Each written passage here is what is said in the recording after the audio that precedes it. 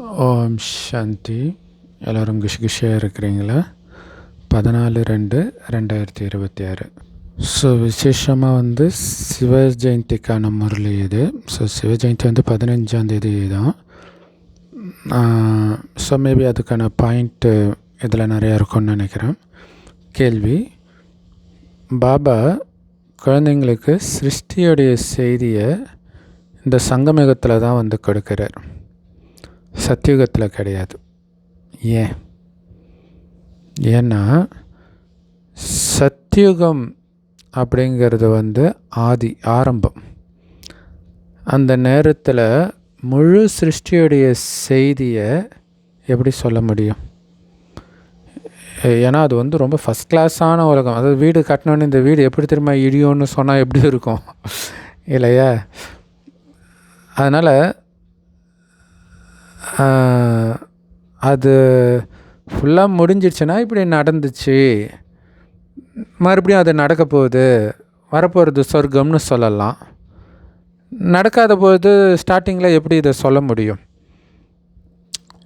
So அதனால் சங்கமயுகத்தில் தான் குழந்தைகளாகிய உங்களுக்கு பாபா மூலமாக முழு செய்தியும் கிடைக்கிது. ஞானத்தின் 3வது கண் கிடைக்கிது. சத்தியுகத்தின் தேவதைகளுக்கு கிடையாது. ஓம் சாந்தி. இன்றைக்கி திருமூர்த்தி சிவ ஜெயந்தி, அதாவது சிவனுடைய பிறந்த நாள்.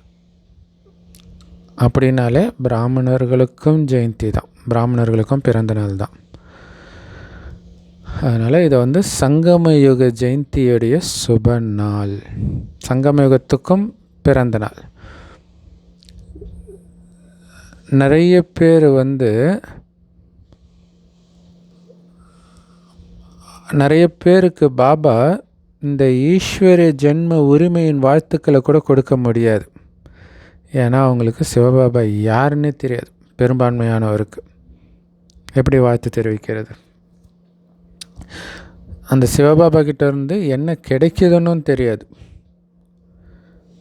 அதனால் பாபா வாழ்த்து சொன்னாலும் அவங்க என்ன புரிஞ்சிக்க முடியும் இல்லையா? திடீர்னு ரோட்டில் பண்ணக்கூட்ட கங்க்ராச்சுலேஷன்னா அவன் எதுக்கு அப்படி தானே யோசிப்பான் இல்லையா? அப்போ இங்கே சொர்க்கத்தின் அதிபதி ஆகிறோம், அதுக்கான அதை கொடுக்கக்கூடியவர் வந்துட்டார், சுயம் கடவுளே அப்படி வந்திருக்கிறாரு, இதெல்லாம் எவ்வளோ பெரிய வாழ்த்துக்களுக்குரிய விஷயம் அப்படின்னு தெரிஞ்சவங்களுக்கு தான் இதை சொல்ல முடியும்.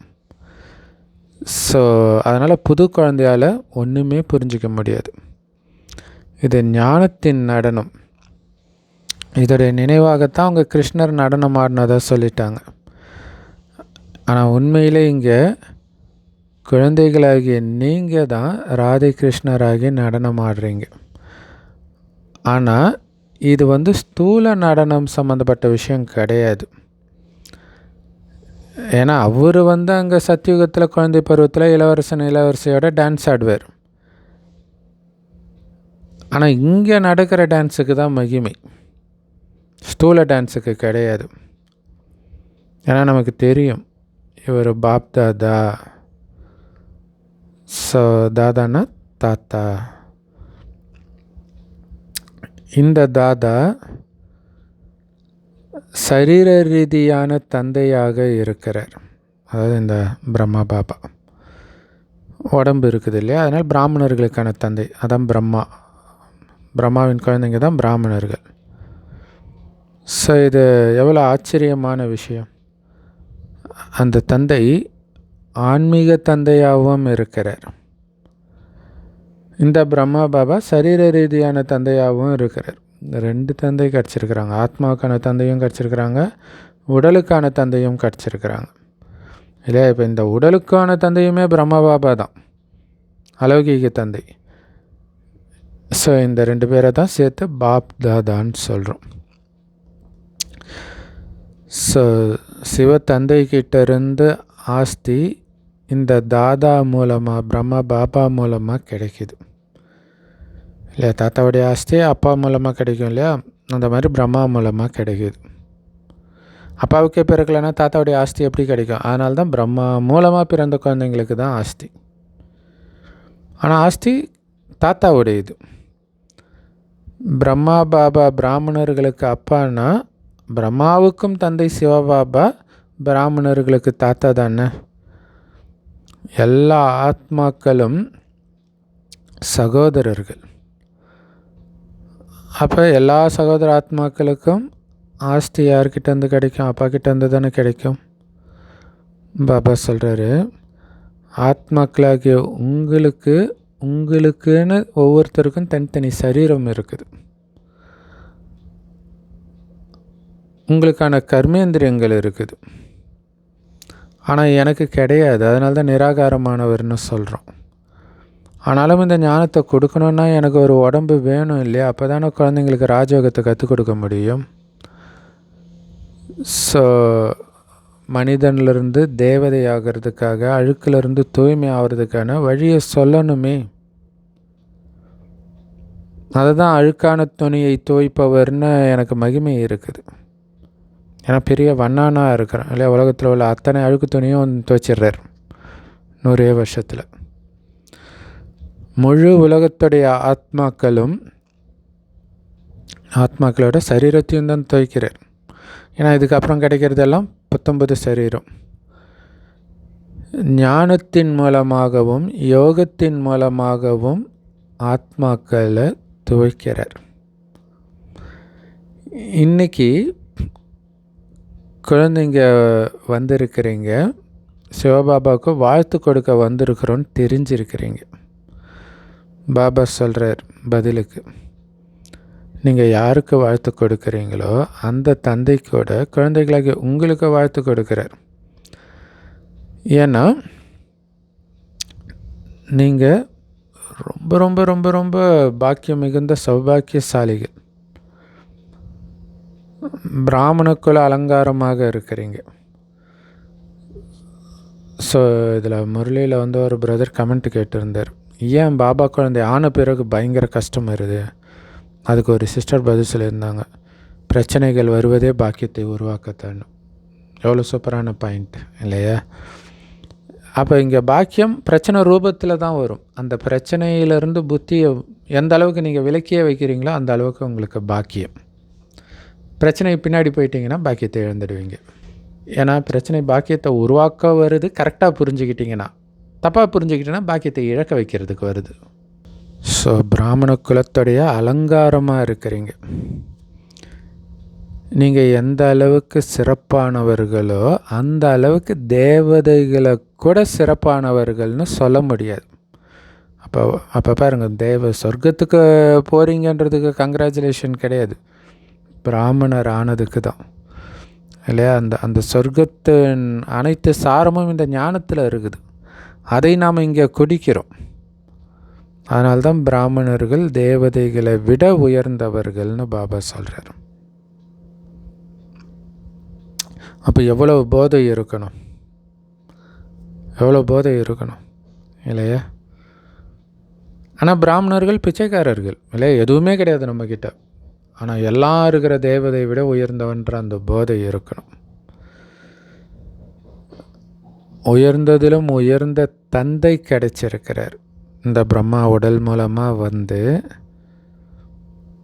நம்மளை உயர்ந்ததிலும் உயர்ந்த பிராமணர்களாக ஆக்கிறார், அவருடைய குழந்தையாக்கி. அதனால்தான் பிராமணர்களை உச்சிக்குடுமின்னு சொல்கிறோம். அதுக்கு கீழே தான் தேவதைகள் இல்லையா? முகம், விராட ரூபத்தில் முகம் தானே தேவதை. அதுக்கும் மேலே என்ன இருக்குது? குடுமி, உச்சி குடுமி, பிராமணன். அனைவருக்கும் மேலே பிராமணன் இருக்கிறார். அந்த பிராமணர்களுக்கும் மேலே சிவபாபா இருக்கிறார். ஏன்னா இவர்களை உருவாக்குனது அவர் தான். பாபா குழந்தைகளாகிய உங்களை பிராமணிகளாக ஆக்கிறார். எதுக்காக? சொர்க்கத்தின் ஆஸ்தியை கொடுக்கறதுக்காக. அதாவது கிறிஸ்தவர்கள் அபிஷேகம் செய்யப்பட்டவர்கள்னு ஒரு வார்த்தை சொல்லுவாங்க. அது உண்மையில் பிராமணர்களாகிய நமக்கு தான் பொருந்தும். அங்கே அபிஷேகன்றது ராஜ அபிஷேகம் இல்லையா? ராமாயணத்தில் முன்னாடியே ராமர் எல்லாருக்கும் ராஜ அபிஷேகம் பண்ணுவார். ராஜ்யம் கிடைக்கிறதுக்கு முன்னாடியே, ராஜ்யத்தை இழந்திருக்கும் போதே. அந்த மாதிரி பாபா நமக்கு பண்ணுறார். இந்த லக்ஷ்மி நாராயணனை பாருங்க, எத்தனை கோயில்கள் கட்டப்பட்டு இருக்குது. அவங்களுக்கு போய் தலை வணங்குறாங்க அவங்கக்கிட்ட. ஆனால் அந்த லக்ஷ்மி நாராயணனும் மனுஷன்தான்னு தெரிஞ்சுக்கணும் பாரதவாசிகள். லக்ஷ்மி வேறு, நாராயணன் வேறு. அங்கே இணைஞ்சி மகாலட்சுமி அல்லது மகாவிஷ்ணுன்னு ஒரே ரூபமாக கொடுத்துருப்பாங்க. அது லக்ஷ்மி நாராயணன் இணைந்த ரூபம். ஆனால் உண்மையிலே 2 பேரும் தனித்தனி மனிதர்கள். இங்கே ஒரு மனிதனுக்கே 2 பேரும் சேர்த்து வச்சிடுறாங்க. லக்ஷ்மி நாராயணன் பேர் வைக்கிறாங்கல்ல, அது எப்படி வைக்கலாம் இல்லை? லக்ஷ்மி வேறு ஒருத்தர் பேர், நாராயணன் வேறு ஒருத்தருடைய பேர். அப்போ லக்ஷ்மி நாராயணன்னா 4 கைகள் கொண்டவரா நீங்கள்? விஷ்ணுன்னா 4 கைகள் கொண்டவரா? எவ்வளோ பெரிய விஷயம் பாருங்களேன். சாதாரணமாக தப்பு பண்ணுறோம். லக்ஷ்மி நாராயணன், ராதாகிருஷ்ணன் பேர் வைக்கிறோம். ரொம்ப ஃபேமஸானவங்கெல்லாம் இந்த பேரில் இருக்கிறாங்க. அப்போ 4 கைகள் கொண்டவர்னு அர்த்தம். ஸோ அந்த விஷ்ணு ஆகிறது லட்சியம் அப்படின்னா சூக்ஷ்மவதனத்தில் தான் அந்த 4 கைகள் கொடுக்கப்பட்டு இருக்குது. சூக்ஷ்மவதனவாசி ஆகிறது நம்முடைய லட்சியம். ஏன்னா சூக்ஷ்மவதனவாசி பிராமணர்களுடைய உச்சி. அது 100% பிராமணன்னா சூக்ஷ்மவதனவாசி தான். அவங்க தான் தேவதைகளை விட உயர்ந்தவர்கள். ஒருத்தர் பாபா குழந்தை ஆன உடனே தேவதையோட உயர்ந்தவர்னு சொல்ல முடியாது. ஆனால் தேவதையோட உயர்ந்தவன்ற அந்த போதை இருக்கணும். அப்போ தான் அந்த நிலையை அடைய முடியும். நீங்கள் இந்த சாக்காரபுரி விஷ்ணுபுரியின் எஜமானன் ஆவீங்க. சாக்கார உலகத்துடைய விஷ்ணுபுரியின் எஜமானன் ஆவீங்க. இந்த லக்ஷ்மி நாராயண் விஷ்ணுபுரியுடைய எஜமானர்களாக, ராஜாராணியாக இருந்தாங்க. விஷ்ணுவுக்கு 4 கைகள் கொடுத்துருக்குறாங்களே, அதில் 2 லக்ஷ்மியுடையது, 2 நாராயணனுடையது. நாங்கள் அந்த விஷ்ணுபுரியின் எஜமானன் ஆகிட்டு இருக்கிறோன்னு சொல்கிறீங்க. அதாவது லக்ஷ்மி அல்லது நாராயணனாக ஆகிட்டு இருக்கிறோம். நல்லது. பாபாவுடைய மகிமைக்கான பாடலை கேளுங்கள் அப்படின்னு பாபா பாட்டு போட்டிருக்கிறார். அந்த பாட்டு எத்தனை இனிமையான, எத்தனை அன்பான, கலங்காபடமற்ற சிவபகவான் அப்படின்னு ஒரு பாட்டு போல் இருக்குது. பக்தி மார்க்கத்தின் பாட்டுன்னு நினைக்கிறேன். அடுத்தது, முழு உலகத்திலையும் ஆரம்பத்திலிருந்து இன்னைய வரைக்கும் ஒருத்தரை தவிர வேறு யாருக்கும் இவ்வளோ மகிமை கிடையாது. ஏன்னா எல்லாருக்குள்ளேயும் வரிசைக்கிரமம் கண்டிப்பாக இருக்குது. ஆனால் எல்லாரையும் விட அதிகமான சிறப்பான மகிமை உயர்ந்ததிலும் உயர்ந்த பரமபிதா பரமாத்மாவுக்குத்தான். நீங்கள் அப்படிப்பட்ட மகிமைக்குரியவருடைய குழந்தைகள். சாதாரண விஷயம் கிடையாது இல்லையா? அவ்வளோ மகிமைக்குரியவருக்கு குழந்தையாக இருக்கிறன்றது சாதாரண விஷயம் கிடையாது. நாங்கள் ஈஸ்வரனுடைய குழந்தைன்னு சொல்கிறீங்க இல்லையா? எங்கள் அப்பா தான் சொர்க்கத்தையே படைக்கிறாருன்றீங்க. பிறகு நீங்கள் எதுக்கு நரகத்தில் இருக்கிறீங்க? ஏன் நரகத்தில் உங்கள் கவனம் இருக்குது? ஏன் நரகத்தில் இருக்கிறவங்கள நினச்சிட்டு இருக்கிறீங்க? ஏன் நரகத்தில் இருக்கிறவங்களோட உங்கள் புத்தியை கட்டி போட்டு இருக்கிறீங்க? அதுக்கு தான் கேட்குறார். உங்கள் அப்பா சொர்க்கத்தை படைக்கிறார், உங்களுக்கு என்ன வேலை நரகத்தில்ன்றார். எப்போ பாபா குழந்தை ஆகிட்டிங்களா அப்போவே இங்கேருந்து நம்ம செத்தாச்சுன்னு புரிஞ்சுக்கணும். இங்கே தான் ஈஸ்வர ஜென்மம் ஏற்படுது. கிறிஸ்தவர்கள் நாங்கள் கிறிஸ்துவின் உடையவர்கள்னு சொல்லுவாங்க. அந்த மாதிரி பாரதவாசிகள் நேரடியாக பரமாத்மாவுடைய குழந்தைங்கன்றதை மறந்துட்டாங்க. அதனால தான் மதம் மாறுறாங்க. இல்லைன்னா மாறுவாங்களா? கடவுளுடையவர், நாங்கள் கிறிஸ்துவுடையவர், நாங்கள் கடவுளுடையவர். ரெண்டுத்துக்கும் எவ்வளோ பெரிய வித்தியாசம் இருக்குது. அவர் பிறந்த ஜென்ம பூமி பாரதம்னா இது எவ்வளோ பெரிய புண்ணிய கண்டம் இல்லையா? குழந்தைங்களை தன்னுடையவர்களாக்கி பிறகு ராஜ்ய பாக்கியத்தை கொடுக்கறதுக்காகத்தான் பாபா இங்கே வந்திருக்கிறார். ஸோ இன்றைக்கி தந்தை நல்ல முறையில் புரிய வைக்கிறார். ஏன்னா நிறைய புது குழந்தைங்க இருக்கிறாங்க. அவங்களுக்கு புரிஞ்சுக்கிறது கஷ்டம். இருந்தாலும் கண்டிப்பாக சொர்க்கவாசி ஆகிடுவாங்க. சொர்க்கத்தில் சூரியவம்ச ராஜராணியும் இருக்கிறாங்க, பணியாளர்களும் இருக்கிறாங்க, பிரஜைகளும் இருக்கிறாங்க. அதில் சிலர் ஏழைகளாகவும் சிலர் பணக்காரர்களாகவும் இருப்பாங்க. அவங்களுக்குமே பணியாளர்கள் இருப்பாங்க, பிரஜைகளுக்கும். ஸோ முழு ராஜ்யமும் இங்கே உருவாகிட்டு இருக்குது அப்படிங்கிற விஷயம் மற்றவங்களுக்கு வெளியில் இருக்கிற யாருக்குமே தெரியாது. ஒரு ராஜ்யமே உருவாகிட்டு இருக்குதுன்னு. இது எவ்வளோ பெரிய அதிசயம் இல்லையா? அனைவருடைய ஆத்மாக்களும் தமோ பிரதானமாக இருக்குது இல்லையா? இப்போ புதுசாக ஒரு கட்சி தொடங்குறாங்கன்னு எல்லாருக்கும் தெரியும். அவங்க ஆட்சி பிடிப்பாங்கன்ற ஒரு எண்ணத்தில், ஒரு நம்பிக்கையில் அவங்க தொடங்குவாங்க. ஆனால் கிடைக்குமா கிடைக்காதோ தெரியாது, கிடைச்சாலுமே நிலைக்குமான்னு தெரியாது. ஆனால் இங்கே ஒரு ராஜ்யமே உருவாகுது. 2500 வருடத்துக்கு ஸ்ட்ராங்காக இருக்க போகிற ராஜ்யத்துக்கு ஸ்ட்ராங்காக ஃபவுண்டேஷன் போடப்படுதுன்றது எவ்வளோ பெரிய விஷயம் இல்லையா? ஸோ எல்லாருடைய ஆத்மாவும் இப்போ தமோ பிரதானமாக இருக்குது. ஏன்னா யாருக்கும் சதோப்பிரதானம் ஆகிறதுக்கான ஞானத்தின் 3வது கண்ணு இல்லை. ஸோ அதை கொடுக்கத்தான் பாபா வந்திருக்கிறார். அதனால தான் அவருக்கு அவ்வளோ மகிமை. அவர் எல்லாருடைய தந்தையாக இருக்கிறார். பகவானை நாம் அப்பா பாபான்னு சொல்கிறோம். எல்லையற்ற சுகத்தை கொடுக்கக்கூடிய தந்தை அவர். இதே பாரதத்தில் எல்லையற்ற சுகம் இருந்தது. லக்ஷ்மி நாராயணனுடைய ராஜ்யம் இருந்தது. இந்த லக்ஷ்மி நாராயணன் அவங்களுடைய சின்ன வயசில் ராதாகிருஷ்ணனாக இருந்தாங்க. பிறகு திருமணம் ஆகும்பொழுது தான் லக்ஷ்மி நாராயணன் பேர் வைக்கப்படுது. ஏன்னா அது ராஜராணியுடைய பேர். இந்த பாரதத்தில் 5000 வருஷத்துக்கு முன்னாடி தேவதைகளுடைய ராஜ்யம் இருந்தது. ஸோ லக்ஷ்மி நாராயணனுடைய ராஜ்யத்தை தவிர வேறு யாருடைய ராஜ்யமும் கிடையாது. வேறு எந்த கண்டமும் கிடையாது வெளியிலேருந்து வந்து சண்டை போடுறதுக்கு. உள்ளேயுமே எந்த பிரிவினையும் கிடையாது. அப்போ எவ்வளோ சூப்பராக இருக்கும் இல்லையா? ஸோ லக்ஷ்மி நாராயணன் அதற்கு முந்தைய பிறவியில் அப்படி என்ன கர்மம் செய்து அந்த பதவியை அடைஞ்சாங்க அப்படின்னு கண்டிப்பாக பாரதவாசிகள் தெரிஞ்சுக்கணும் இல்லையா? இல்லை இன்றைக்கி கோயில் கட்டி கும்பிடுறோம். ராஜாவாக இருந்தாங்க, ஏன் கோயில் கட்டி கும்பிடணும்? அப்படி என்ன பண்ணாங்க, என்ன பண்ணி அந்த பதவியை அடைஞ்சாங்க தெரிஞ்சுக்கணும் தானே பாரதவாசிகள். இப்படி நம்ம இந்த சிவராத்திரி அப்பையோ இல்லை எப்போ பாபாவுடைய அறிமுகத்தை கொடுத்தாலும் இதை பற்றி யோசிக்க வைக்கணும். அதனால தான் பாபா இதை சொல்கிறார். எப்படி பிர்லாவுக்கு என்ன சொல்லுவாங்க அப்படின்னா, இவ்வளோ பெரிய பணக்காரர் ஆகி இருக்கிறார் அப்படின்னா கண்டிப்பாக முன் ஜென்மத்தில் அந்த மாதிரி ஒரு மிகப்பெரிய புண்ணிய காரியம் பண்ணியிருப்பார்னு சொல்லுவாங்க தானே.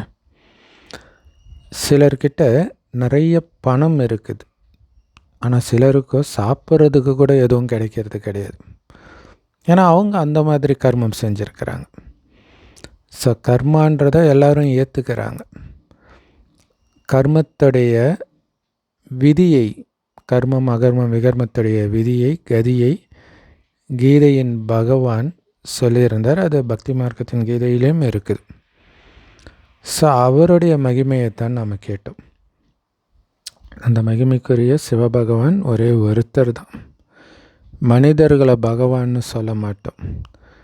இப்போ பாபா எங்கே வந்திருக்கிறாரு அப்படின்னு புரிய வைக்கப்படுது. ஸோ உங்கள் கண்ணு முன்னாடி மகாபாரத யுத்தம் நின்றுக்கிட்டு இருக்குது. அதனால் இனிமையிலும் இனிமையான தந்தை புரிய வைக்கிறார். இவரை எல்லோரும் துக்கத்தில் நினைவு பண்ணுறாங்க. எப்படி சொல்லிருப்பாங்க, உங்கள் கண்ணு முன்னாடி நிற்கிதுன்ற இல்லையா? மற்றவங்களுக்கு அது தெரியல. இது பைபிளில் கூட இந்த மாதிரி வரும். ஆனால் இவங்களுக்கு பாதுகாப்புக்காக படை வர்ற மாதிரி காட்டுவாங்க. ஸோ அதோடைய அர்த்தம் என்னென்னா, அப்படி ஒரு யுத்தம் நடக்க போகுதுன்னு உங்களுக்கு தெரியும், ஆனால் மற்றவங்களுக்கு தெரியாது. அழிவு ஏற்பட போகுது, அதிலிருந்து தப்பிக்கணும். அதுக்கு நாம் இப்போவே தயாராக இருக்கிறோம். ஏன்னா முன்னாடி யுத்தத்தையும் பார்க்குறோம், அதுக்கப்புறம் வரப்போகிற சொர்க்கத்தையும் பார்க்குறோம். ஸோ அதனால் இனிமையிலும் இனிமையான தந்தை புரிய வைக்கிறார். இவரை துக்கத்தில் எல்லாருமே நினைவு பண்ணுறாங்க. சுகத்தில் யாருமே நினைக்கிறது கிடையாது, இல்லை சொர்க்கத்தில் நினைக்கிறது கிடையாது. இங்கேயுமே சுகமாக இருக்கும்போது கடவுளை நினைக்க மாட்டுறாங்க. துக்கம் வரும்போது தான் கடவுளை விழுந்து விழுந்து நினைக்கிறாங்க. சொர்க்கத்தில் துக்கமே இல்லாமல் இருந்துச்சு. ஏன்னா பாபா கிட்ட இருந்து அப்படிப்பட்ட சுகத்தின் ஆஸ்தியை அடைஞ்சிருந்தீங்க. 2500 வருடம் அந்த ஆஸ்திக்கு எந்த குறைவும் இருக்காது. அப்புறம் எதுக்கு கடவுளை நினைக்க போகிறீங்க? ஸோ 5000 வருஷத்துக்கு முன்னாடி எப்போ சிவபாபா வந்திருந்தாரோ அப்போ தான் பாரதத்தை சொர்க்கமாக்கினார். இப்போ நரகமாக இருக்குது. சொர்க்கம் ஆக்கிறதுக்காக பாபா வந்திருக்கிறார். ஆனால் உலகத்துக்கு பாவம் இது கூட தெரியல. ஆனால் கரெக்டாக பாடுறாங்க, நாங்கள் எல்லோரும் குருடர்கள், குருடர்களுக்கு ஊன்றுகோலாக இருக்கிற பிரபுவே வாங்க, எங்களுக்கு ஞான கண்ணை கொடுங்க அப்படின்னு சொல்கிறாங்க. குழந்தைகளாகி உங்களுக்கு ஞானத்தின் 3வது கண்ணு இப்போ கிடச்சிருக்குது. ஆத்மாக்களாகிய நாம் எங்கே இருக்கிறோமோ அதுக்கு பேர் சாந்தி தாமம். இப்போ வெறும் ஆத்மானு உணருங்கனாலே உங்களுக்கு அந்த அந்த அந்த வீட்டிலே தான் இருக்கணும், அதே நினைவிலே தான் இருக்கணும். லேசா பாபாவும் அங்கே தான் இருக்கிறார். ஆத்மாக்களாகிய நீங்கள் கூட அங்கே தான் இருக்கிறீங்க பாபாவோட. சிவபாபா, பிரம்மா பாபா, நீங்கள் எல்லாம் அங்கே தான் இருக்கிறோன்றார். ஸோ பாபா சொல்கிறாரு பார்த்தீங்களா, இப்போ அந்த கடைசியில் பாபா வர்றது நிறுத்துறதுக்கு கொஞ்ச நாள் முன்னாடி எல்லாம் டெல்லியில் இருக்கிறோம் அப்படின்னு சொன்னார். அதை வச்சு தான் சங்கர் பார்ட்டி பாருங்கள், டெல்லியில் சங்கர் பார்ட்டி மூலமாக தான் பாபா வராருன்னு சொல்கிறாருன்னு மாற்றி சொல்லிட்டாங்க. இப்போ பாபா சொல்கிறாரு நம்ம பரந்தாமத்தில் இருக்கிறோன்ட்டு. அப்போ நம்ம பரந்தாமத்தில் இருக்கிறோம். இப்போ புத்தினால் எமர்ஜ் பண்ணுறதுக்கான ட்ரைனிங் கொடுக்குறார். அதே தான் அங்கேயும் கொடுத்தார், சொர்க்கத்தில் இருக்கிறோன்ட்டு. இது பாபாவுடைய பாஷை இது. ஸோ இவருடைய ஆத்மாவை பார்த்து, அதாவது பிரம்மா பாபாவுடைய ஆத்மாவை பார்த்து என்ன சொல்லப்படுது அப்படின்னா, ஆத்மாக்களாகிய உங்கள் அனைவருடைய தந்தையாகிய நான் அங்கே இருக்கிறேன் அப்படின்னு பாபா சொல்கிறார். நீங்கள் மறுஜன்மத்துக்கான பங்கை இப்போ நடிக்கிறீங்க, நான் நடிக்கிறது கிடையாது. சாரி, மறுஜன்மத்துக்கான பங்கை நடிக்கிறீங்க இல்லையா, மறுஜன்மம் எடுத்து நடிக்கிறீங்க. பாபா மறுஜன்மத்தில் வர்றது கிடையாது. ஏன்னா நீங்கள் தான் சொர்க்கத்தை, மறுஜன்மம் என்ன சொர்க்கத்தில் இருக்க போகிறீங்க. மற்றவர்கள், அதாவது பாபா சொர்க்கத்துக்கு வரப்போகிறது கிடையாது. நீங்கள் தான் உலகத்துக்கு எஜமானர் ஆகிறீங்க, நான் ஆகிறது கிடையாது. உங்களுக்கு 84 பிறவி எடுக்க வேண்டி இருக்குது. குழந்தைகளே, நீங்கள் உங்களுடைய ஜென்மங்களை பற்றி தெரிஞ்சிருக்கல அப்படின்னு முந்தைய கல்பத்தில் நான் புரிய வச்சேன், இப்போவும் புரிய வைக்கிறேன். 84 லட்சம் ஜென்மங்கள் அப்படின்னு சொல்கிறாங்க. இது பொய். நான் ஞானக்கடலாக பதித்த பாவனனாக இருக்கிறேன். எப்போ எல்லோரும் பதித்தமாகறாங்களோ, அதாவது அழுக்காகிறாங்களோ, அப்போ தான் நான் வந்து தூய்மையாக்கிறேன். சிருஷ்டியுடைய முதல் இடைக்கடை ரகசியத்தை புரிய வச்சு உங்களை திரிகாலதர்சியாக, அதாவது முக்காலத்தை உணர்ந்தவராக ஆக்கிறேன். ஸோ முதல்ல மனுஷன் எப்படி படைக்கப்பட்டான்னு நிறைய பேர் கேட்குறாங்க. பகவான் சிருஷ்டியை எப்படி படைச்சாருன்னு கேட்குறாங்க. ஒரு பிரளயம் ஏற்பட்டு பிறகு அரச மரத்து இலையில் கிருஷ்ணர் குழந்தையாக வந்தார் அப்படின்னு ஒரு சாஸ்திரத்தில் காட்டி இருக்கிறாங்க. பாபா சொல்கிறாரு அப்படியெல்லாம் எதுவும் கிடையாது, இது எல்லையற்ற நாடகம். இதில் பகல்ன்றது சத்தியுகம், சத்யுகம் திரேதாயுகம் பகல், துவாபரயுகம் கலியுகம் இரவு. மொத்தமாக எல்லையற்ற பகல் இரவு ஒரு நாள் மாதிரி, எல்லையற்ற ஒரு நாள் இது. பகல் இரவு, இரவு முடிஞ்சோடனே பாபா வந்து எழுப்புறார். இல்லை தூங்கி எழுப்புவாங்களே, அந்த எழுப்புகிற வேலையை பண்ணுறார். அதனால தான் எல்லா மதத்துலேயும் அந்த எழுப்புறதுன்றது ரொம்ப முக்கியம் இல்லையா. கல்லறையிலேருந்து எழுப்புவேன்னு இருக்கும். இங்கே திருப்பள்ளி எழுச்சின்னு இந்து மதத்தில் இருக்கும். குழந்தைங்க தந்தைக்கு பிறந்த நாள் வாழ்த்து சொல்கிறாங்க. பாபா சொல்கிறாரு தத்துவம், நீங்களே அதுவே நீங்கள் தான் 100% துர்பாக்கியசாலியாக இருந்தீங்க, இப்போ 100% சௌபாக்கியசாலியாக இருக்கிறீங்க. பாரதவாசிகளாகிய நீங்கள் தான் அந்த மாதிரி சௌபாக்கியசாலியாகவும் இருந்தீங்க ஆரம்பத்தில். இப்போ மீண்டும் அப்படி ஆகுறீங்க. அப்படி இருந்தீங்கன்னு உங்களுக்கு தெரியாது, மறந்துடுச்சு. அதனால் பாபா தான் அதை சொல்கிறார். உங்களுடைய பிறவிகளை பற்றி உங்களுக்கு ஞாபகம் இல்லை, நான் வந்து ஞாபகப்படுத்துகிறேன். நீங்கள் 84 பிறவி எடுத்திருக்கிறீங்க. பாபா உங்களுக்கு இந்த சங்கமயுகத்தில் வந்து முழு சிருஷ்டியோடைய செய்தியை சொல்கிறார். சத்தியுகத்தில் சொல்வனா என்ன? ஏன்னா அந்த நேரத்தில் சிருஷ்டியோடைய ஆதி மத்தியம் அந்திமம் நடக்கவே இல்லை. அப்போ அதை பற்றி எப்படி சொல்கிறது? இல்லை, நடந்ததை சொல்கிறது தானே செய்தி. நான் வருவது கடைசியில் வரேன். ஆக்சுவலாக எல்லா மதங்களில் போட்டிருக்கிறதுமே கடந்த காலத்தில் நடந்த விஷயந்தான். பட் ஏற்கனவே நடந்ததுன்னு அவங்களுக்கு தெரியாதனால அதை தீர்க்க தரிசனம் முன்கூட்டியே சொல்கிறாங்க அப்படின்னு சொல்கிறோம். நான் வருவது இறுதியில் தான் வரேன், கல்பத்துடைய சங்கமத்தில் வரேன். ஒவ்வொரு யுகத்திலும் இறைவன் அவதரிக்கிறாரு அப்படின்னு கீதையில் எழுதப்பட்டிருக்குது இல்லையா. அதர்மம் தலை தோற்கும் பொழுதெல்லாம் அதர்மத்தை அழித்து தர்மத்தை நிலைநாட்ட நான் யுகம் யுகமாக வருகிறேன் போட்டாங்க. சத்தியுகத்தில் எப்படி அதர்மம் தலை தூக்கும், திரேதாயுகத்தில் எப்படி அதர்மம் தலை தூக்கும் இல்லையா. ஸோ அது வந்து கல்பத்தின் இறுதியில் கல்பமாக வருவேன்றதுக்கு பதில் யுகம் யுகமாகன்னு மிஸ்டேக் ஆயிடுச்சு. அதுதான் இவ்வளோ பிரச்சனைக்கும் காரணம். ஸோ பாபா கேட்குறாரு, எல்லா மதத்தினரும் கிருஷ்ணரை பகவானாக ஏற்றுக்குவாங்களா என்ன? பகவானும் நிராகாரமானவர் தானே. இல்லை, முஸ்லீம்கள் திரும்ப திரும்ப அதை தான் சொல்லுவாங்க, அவர் பெறுவதும் இல்லை பெறப்படுவதும் இல்லைன்னு. அவர் அனைத்து ஆத்மாக்களுடைய தந்தை. அந்த தந்தைக்கிட்ட இருந்து தான் எல்லா ஆத்மாக்களுக்கும் ஆஸ்தி கிடைக்கிது இல்லையா.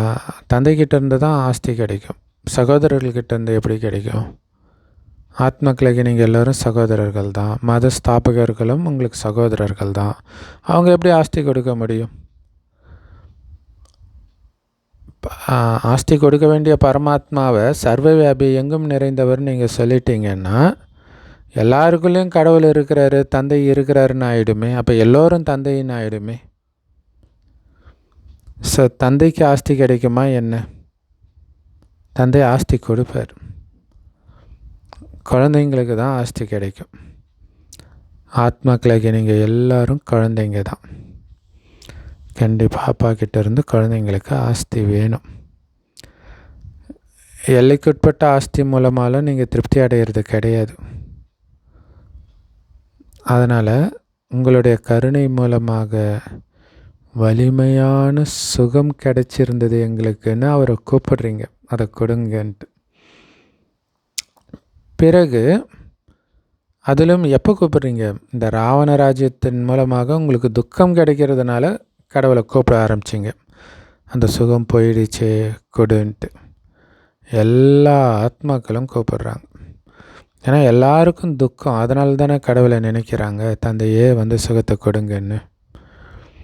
இப்போ இந்த ஞானத்தின் மூலமாக தான் சொர்க்கத்தின் எஜமானர் ஆகுறீங்க. அதாவது உங்களுக்கு சத்கதி கிடைக்கிது. அதனால் எல்லோருக்கும் சத்கதி கொடுக்குற வள்ளல் ஒரு பாபா தான் அப்படின்னு புகழ் பாடப்படுது. இப்போ எல்லாரும் துர்கதியில் தான் இருக்கிறாங்க. பிறகு எல்லோருக்கும் சத்கதியும் கிடைச்சிடும். இந்த லக்ஷ்மி நாராயணனுடைய ராஜ்யம் இருந்ததே, அப்போ நீங்கள் சொர்க்கத்தில் இருந்தீங்களே, மற்றவங்க எல்லாரும் நரகத்தில் இருந்தாங்க, சாரி முக்திதாமத்தில் இருந்தாங்க. இல்லை, நீங்கள் சொர்க்கத்தில் இருக்கும்போது எல்லாம் முக்திதாமத்தில் இருந்தாங்க. இப்போ நாம் தந்தை மூலமாக சொர்க்கத்துக்கு போகிறதுக்கான, சொர்க்கத்தில் ராஜா ஆகிறதுக்கான ராஜயோகத்தை கற்றுக்கிறோம். பாபா சொல்கிறாரு, கல்பத்தின் சங்கமயுகத்தில் தான் நான் உங்களுக்கு இந்த ஞானத்தை கொடுத்து மனிதனிலிருந்து தேவதையாக ஆக்குறேன் அப்படின்னு சொல்கிறார். ஸோ இப்போ குழந்தைகளாகிய உங்களுக்கு சிவராத்திரி எப்போ ஏற்படுது அப்படின்னு எல்லா ரகசியத்தையும் பாபா புரிய வைக்கிறார். ஸோ அதனால் என்ன நடந்தது, சிவபாபா எப்போ வந்தார், எதுவுமே யாருக்குமே தெரியல. அப்படின்னா கல்புத்தியாக இருக்கிறாங்கன்னு தானே அர்த்தம். இதை தெரிஞ்சுக்கிட்டு நீங்கள் இப்போ தங்க புத்தியுடையவராக ஆகிறீங்க. பாரதம் தங்க புத்தியுடையதாக தங்க யுகமாக இருந்தது. லக்ஷ்மி நாராயணனை பகவான் பகவதின்னு சொல்கிறாங்க. அவங்களுக்கு அந்த ஆஸ்தியை கொடுத்தது பகவான், மீண்டும் இப்போ கொடுத்துட்டு இருக்கிறார். உங்களை மீண்டும் பகவான் பகவதியாக நான் ஆக்கிட்டு இருக்கிறேன். இது உங்களுடைய அநேக பிறவிகளுடைய கடைசி பிறவின்னு பாபா சொல்கிறார். இல்லை, கடைசி ஜென்மத்தில் வந்து எல்லாத்தையும் விட சொல்கிறார். கஷ்டமா இல்லை, உங்களுக்கு எல்லோருக்கும் இது வயோதிக காலம்ன்றார். பிரம்மா பாபாவுக்கு மட்டும் இல்லை, நம்ம எல்லோருக்குமே. இல்லை, பிரம்மா பாபா கூடவே நீங்கள் வந்திருந்தீங்கன்னா பிரம்மா பாபா வயசே தானே நமக்கும். அதை புரிஞ்சுக்கணும் நாம். ஸோ பல ஜென்மங்களுடைய கடைசி பிறவியில் இருக்கிறீங்க. உங்கள் கண்ணு முன்னாடி விநாசம் இருக்குது. இதை தான் ருத்ர ஞான யஜ்யம்னு சொல்கிறோம். ஸோ பக்தி மார்க்கத்தின் யாகத்தில் வந்து ஸ்தூல பொருட்களை போடுவாங்க. இங்கே ஞானத்தின் விஷயம். இங்கே தந்தை வந்து மனிதர்களை தேவதையாக்குறார். ஸோ நீங்கள் வந்து பாபா வந்ததுக்கு வாழ்த்து தெரிவிக்கிறீங்க. இல்லை, சிவஜெயந்தி வாழ்த்துக்கள்னால் அவர் வந்திருக்கிறார், குழந்தைய பிறக்கலை. அதனால தான் பாபா சொல்கிறாரு, நான் என்ன தனியாக வந்திருக்கிறேன், எனக்கும் சரீரம் வேணும் இல்லையா, பிரம்மா உடம்புல தான் வர வேண்டியதாக இருக்குது. ஸோ முதல்ல சூக்ஷ்மவதனத்தை படைக்க வேண்டி இருக்குது. அதனால் இவர் உடம்புல பிரவேசமாகிறார். இவரோ பதித்தமாக இருந்தார். 84 பிறவி எடுத்து பதித்தமாகி இருக்கிறார், அதாவது அழுக்காகி இருக்கிறார். அதே மாதிரி பாபா வர சொல்லி எல்லோரும் கூப்பிட்டு இருந்தீங்க. இப்போ பாபா சொல்கிறாரு, நான் மறுபடியும் குழந்தைகளாகிய உங்களுக்கு ஆஸ்தி கொடுக்கறதுக்காக வந்திருக்கிறேன். தந்தை தான் பாரதத்துக்கு சொர்க்கத்தின் ஆஸ்தியை கொடுக்கிறார். சொர்க்கத்தை படைக்கக்கூடிய தந்தை கண்டிப்பாக சொர்க்கத்தை தானே பரிசாக கொடுப்பார். ஏன்னா அதை விட பெஸ்ட்டு கிடையாது. அப்போ பெஸ்ட்டு பரிசை தானே கொடுப்பார். இப்போ நீங்கள் சொர்க்கத்தின் எஜமானர்களாக ஆகிட்டு இருக்கிறீங்க. ஸோ இந்த ஸ்கூல் மனிதர்களை எதிர்கால 21 பிறவிக்கு தேவதையாக்கக்கூடிய ஸ்கூல்.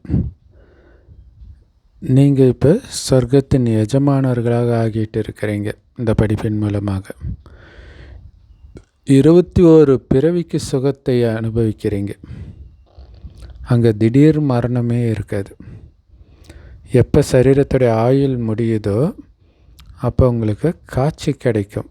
இன்னொரு உடல், எந்த உடலை எடுக்க போகிறீங்களோ அது காட்சி கிடைக்கும். ஸோ டக்குன்னு இந்த உடம்பை விட்டுட்டு அந்த உடம்பை எடுப்பீங்க.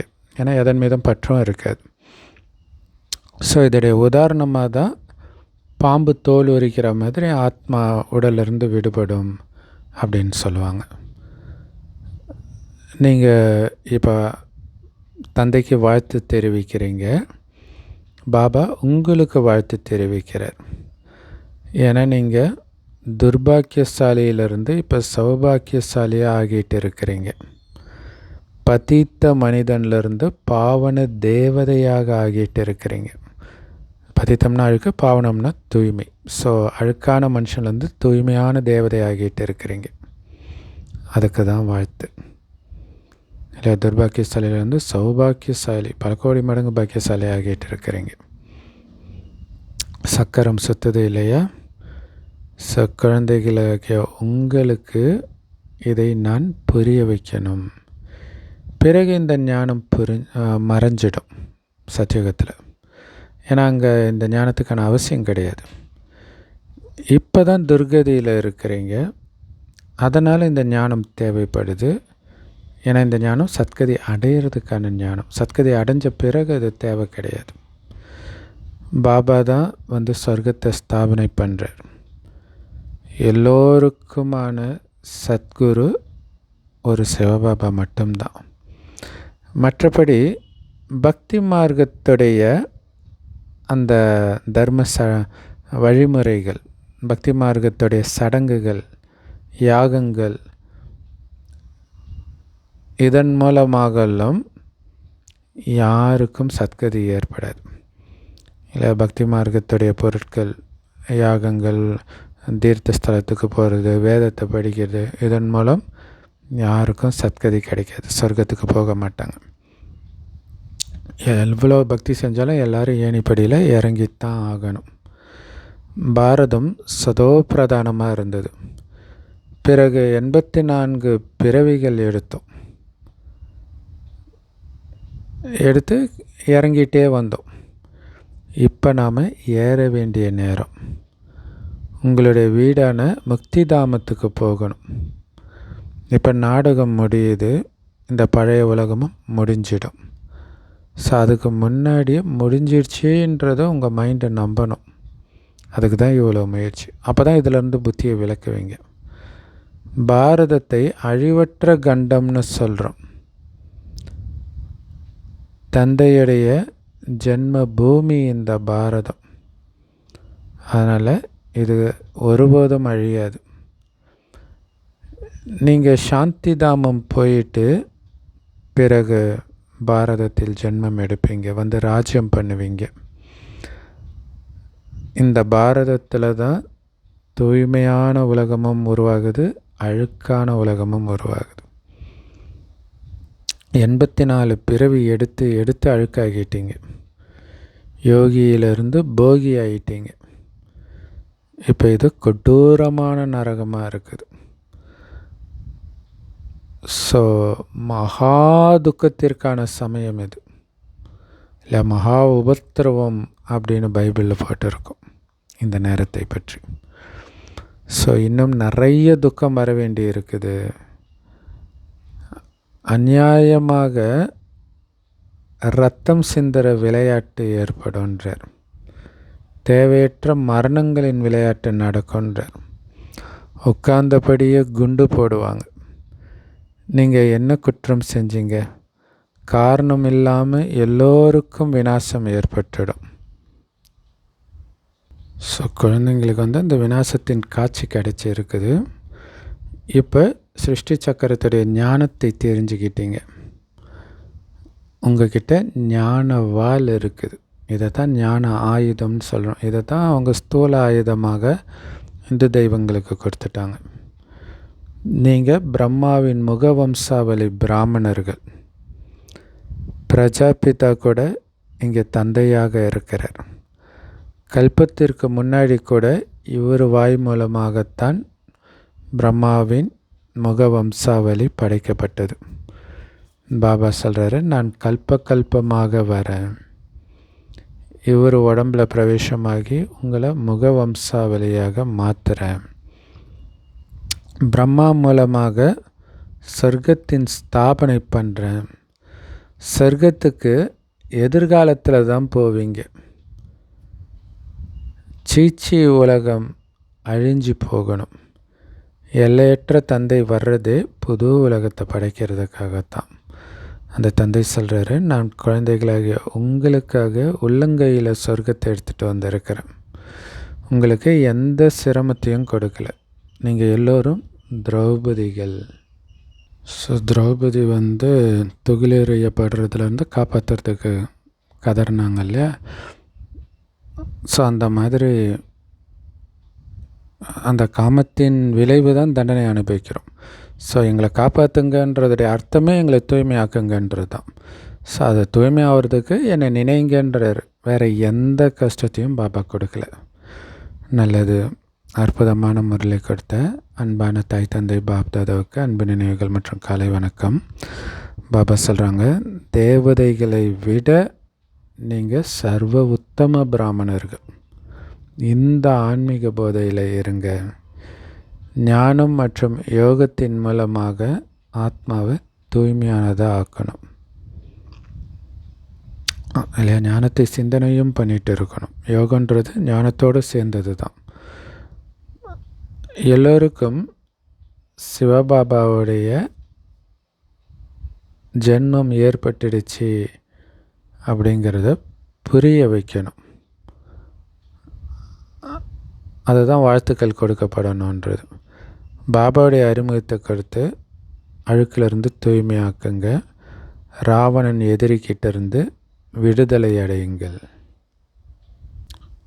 வரதானம். விஸ்தாரத்தினுடைய வண்ணமயமான விஷயங்களிலிருந்து தன்னை விலக்கி கொண்டு கடினமானதையும் லேசானதாக ஆக்கக்கூடிய சகஜயோகி ஆகுங்கள். அதுக்கு விளக்கம், எப்போ பாபாவை பார்க்குறதுக்கு பதிலாக விஷயங்களை, பிரச்சனைகளை அல்லது மற்ற விஷயங்களை பார்க்குறீங்களோ அப்போ உள்ளுக்குள்ளே நிறைய கேள்விகள் உற்பத்தி ஆக ஆரம்பிச்சிடும். அப்போ ஈஸியான விஷயம் கூட கஷ்டமாக அனுபவமாகும். ஏன்னா விஷயன்றது மரம், பல கிளைகள் கொண்டது இல்லையா? இது போனால் ஒரு கிளை வரும், இன்னொரு கிளை, இப்படி ஒவ்வொரு கேள்வியாக வரும். ஆனால் பாபாவோ விதை. ஸோ விஸ்தாரத்தில் போகிறவங்க மரத்தை கையில் எடுத்துக்கிட்டாங்க. மரம் கனமாக தானே இருக்கும். அதுமாரி விஷயம் மனதை பாரமாக தான் ஆக்கும். பாபாவை ஒதுக்கி வச்சிடுறாங்க இல்லை? விதை எவ்வளோ லேசாக இருக்கும். அவரை நினைத்தால், அவரை மட்டும் பார்த்தா மனம் லேசாகிடும். அவரை ஒதுக்கி வச்சிடுறாங்க. அப்போ அந்த விஸ்தாரமே அவங்களுக்கு ஒரு சிறை ஆகிடுது, ஜெயில் ஆகிடுது. அதில் மாட்டிக்கிறாங்க. ஏன்னா அந்த ஒரு விஷயம், ஒரு பிரச்சனை, அந்த விஸ்தாரத்தில் நிறைய கலர்ஃபுல்லான விஷயம் இருக்கும். இப்படி பண்ணோம், அப்படி பண்ணோம், அப்படியே இந்த கதை, கிளை கதை, அப்படி இப்படின்னு போயிட்டே இருக்கும். அது தன் பக்கமே உங்களுடைய புத்தியை இழுக்கும் இல்லை? அரசியல் விஷயமாக இருக்கட்டும், ஒரு நடிகர்களுடைய விஷயமாக இருக்கட்டும், அல்லது குடும்பத்தின் பிரச்சனையாக இருக்கட்டும், திரும்ப திரும்ப திரும்ப திரும்ப அது உங்களை பிடிச்சி இழுத்துக்கிட்டே இருக்கும். அதனால தான் பாபா சொல்கிறாரு, விதை ரூப தந்தையின் நினைவு மூலமாக புள்ளி வச்சிடுங்க, முற்றுப்புள்ளி வச்சிடுங்க. அதாவது விஷயத்தை பார்க்கறத விட்டுட்டு அதுக்கு புள்ளி வைக்கிறதுன்னு என்ன அர்த்தம்? அப்படியே பாபாவை மட்டுமே உங்கள் மைண்டில் இருக்கும்போது அது மறந்துடுது இல்லையா? அதுதான் பாபாவை வச்சு புள்ளி வைக்கிறது. புள்ளி வச்சுட்டு அந்த விஷயங்கள்லேருந்து உங்களை விலக்கிக்கோங்க, ஒதுங்கிடுங்க. அப்போ சகஜயோகி ஆகிடுவீங்க. பல வருடம் பாபா குழந்தை ஆகியும் ஏன் யோகா வரலன்னா இதான் காரணம் இல்லை? மற்ற விஷயங்களில் உங்களுடைய புத்தியை ஓட விடுறதுனால பாபாவை நினைக்க முடியாது. மற்ற விஷயங்கள் எதுவுமே மைண்டில் இல்லாமல் பாபா மட்டும் நினைத்தால்தான் அந்த அனுபவம், அதீந்திரிய சுகம் அனுபவமாகும். சகஜ யோகியாக ஆவீங்க.